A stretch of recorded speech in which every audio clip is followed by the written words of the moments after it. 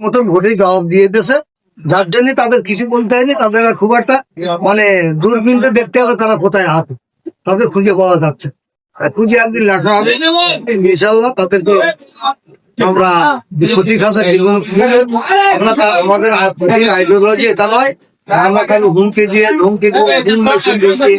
কারো ভেঙে আমরা কারোর কাছে জরিমানা নেবো না। আমাদের যে কোনো ক্ষতি হয়েছে ক্ষতি পূরণ হলো তাদের।